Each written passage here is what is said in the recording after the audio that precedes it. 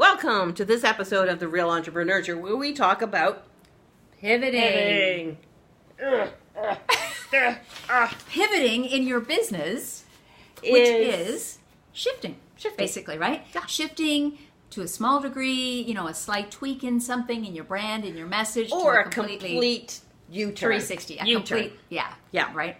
And it's a very common thing and very normal, right? Yeah, and it can happen in the first month, the first 6 months, the first 6 years, the first 16 years. Exactly. Like the first few months, those first 5 years when you're starting a business, you don't really know always right in the moment, in the beginning, what you want to do. And it will change, and it needs to. And later, you just might be bored, right? You might, who knows what it is. You've reached a plateau, later on in your business. When you think you have the brilliant, best idea, and everybody's going, yeah. Then you go out and sell or try to sell it, and you're just trying, and nothing happens. And you go, okay, that's not working. Widen your net. Well, widen your focus. Like, what do you need to do? Well, and actually, before we even get to that, what you're touching on is how do you know? How do you know? Because you might just have that itch to want to do something else. You might be putting something out there, that people aren't responding to. Exactly. That's usually the early stages, and I think it's later, after 5 or 10 years, where you might get bored. You go, okay, I've been doing this, and it's fine, but I need something new. So I went. My personal thing is, I went from technology to being a farmer. That's a huge pivot.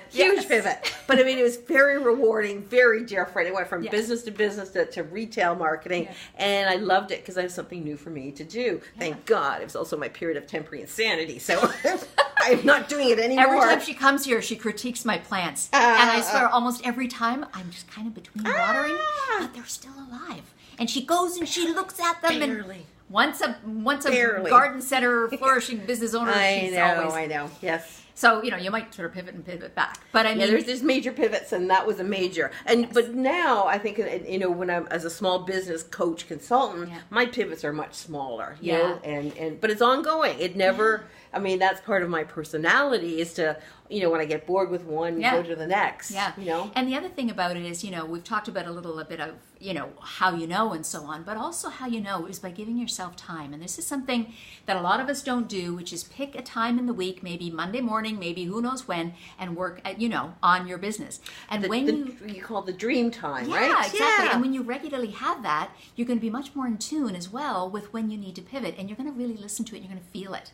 It's kind of what you should, every week, you should be reviewing your business and going, how am I budget to actual figures doing? What's the money? Yeah. And how excited am I about the upcoming week of the people I'm meeting, the events I'm going to? And if you're not getting lit up, then there's something for you to self-reflect upon. Exactly, and self-reflect is really key, because I even have this in my calendar every day, is 10 minutes at the end of the day to just say, how did today go? Oh, and if you, it's kind of like, if you have less time that you've allotted, it's easier to do. So if you think, I can just think about that 10 minutes on the way to the grocery store, or I can think about it, whatever, and it's really good because everything's fresh then. Yeah. And you might get that feeling of the pivoting. And then it's also a sense of satisfaction of you're on the right track, or you're not. Yeah. Right. And, it's interesting because, I don't know if you guys find this, but sometimes when you're thinking something, you see it everywhere. Every second person is pivoting. Patti and I are both doing this in our businesses now, and she walks in today to do the show, and she's like, I met somebody who wants to pivot. And I said, oh my God. It's in the universe is telling us something. This is something that's important. It's quite normal. I mean, it's extremely normal. If you're not pivoting, you're probably not growing. You're not growing. You're not learning. You're bored. And you're not in sync with who you are and what your business is going, how it's going, because as we've said a million times, your business is you.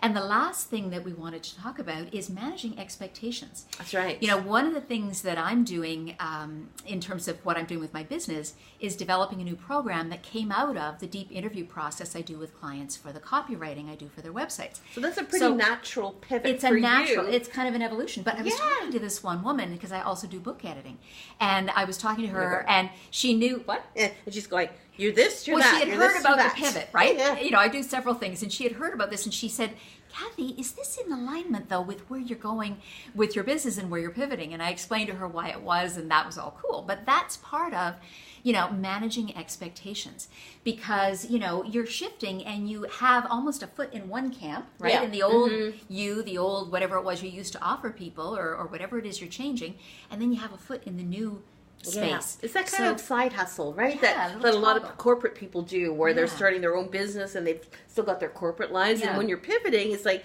how can you attract your current clients with your new services? Yeah, and so how's that in alignment? Yeah, and on a website, obviously, it might be just a matter of adding in some, under your services, tweaking your copy just gently so that it doesn't completely change people, especially if you're making a small shift. But, just be aware. So, number one, what is a pivot? You're going to make that little shift, of some degree. Big shift. Yep. And be aware of, what that is, if it's coming up, tune in, give yourself time. Yeah. Notice things, if people are looking for new products, if you're disenchanted. Bored. Yes, bored. You're not getting up with joy and and I had one client of mine where she did a pivot, and the way she explained is that my sister company, this is our sister company, is a division of, under this umbrella, if it makes sense. And here's an additional offering. And you can make anything make sense. If it makes sense to you, is figure out, this is my market. For example, I was talking to a recruiting agency this morning. They want to get into executive recruiting, which is a natural different division. Oftentimes it's that, but it's just another expanding their offerings, which is great. Yeah. One way to grow. Yeah. So do that and manage expectations and really know that it's normal and it's good and you need to listen to it, right? You really need to.